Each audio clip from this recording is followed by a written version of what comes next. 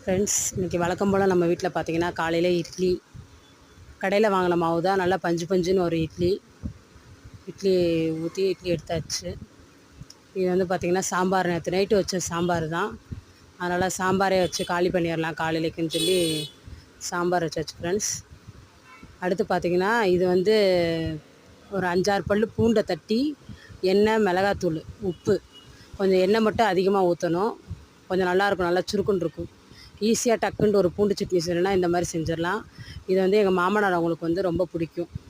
கொஞ்சம் வந்து உடம்பு கெடுதி தான், ஆயில் நிறையா இருக்கனால என்றைக்காவது ஒரு நாள் சுருக்குன்னு இருக்கிறாண்டி செஞ்சுக்கலாம் ஃப்ரெண்ட்ஸ். நல்லாயிருக்கும். நீங்களும் வேணால் ட்ரை பண்ணி பாருங்கள். இல்லை வீட்டில் செஞ்சுருக்கீங்களான்னு தெரில. அவங்களுக்கு கொடுத்து விட்றதுக்கு கொய்யாப்பழமும் வாழைப்பழமும் நறுக்கி கொடுத்து விட போகிறேன் ஃப்ரெண்ட்ஸ். மதியம் நம்ம வீட்டில் சாப்பாடு பார்த்திங்கன்னா லெமன் ரைஸ். குக்கர்லேயே சாதம் வச்சாச்சு. வெரைட்டி ரைஸ்னாலே குக்கரில் சாதம் வச்சுருவேன். இது வந்து லெமன் ரைஸு.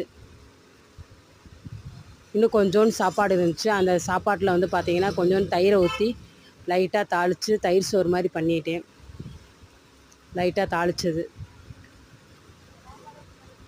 அடுத்து பார்த்திங்கன்னா உப்புக்கண்டம் வந்து நம்ம பக்ரீத்தில் வந்து மட்டனில் செஞ்சது, வீட்டிலே செஞ்சது தான். நல்லாயிருக்கும். எல்லா சாப்பாடுக்குமே இது செட் ஆகும். உப்புக்கண்டம் சாம்பார், ரசம், வெரைட்டி ரைஸு எல்லா சொத்துக்குமே செட் ஆகும்.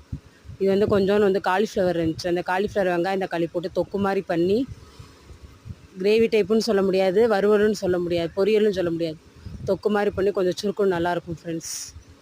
ஓரளவு வெரைட்டி ரைஸ்க்கு செட் ஆச்சு. அடுத்து பார்த்திங்கன்னா மாம்பழ சீசன் முடிய போகுது. அதனால் மாம்பழத்தை இருக்கிற வரைக்கும் கொஞ்சம் சாப்பிட்டுக்கலான்ட்டு எடுத்து நறுக்கி வச்சாச்சு. இதான் ஃப்ரெண்ட்ஸ் இன்றைக்கி நம்ம வீட்டில் டிஷ்ஷு. நீங்கள் எல்லோரும் சாப்பிட்டீங்களா? வீடியோ பிடிச்சிருந்தா லைக் பண்ணுங்கள், சப்போர்ட் பண்ணுங்கள் ஃப்ரெண்ட்ஸ்.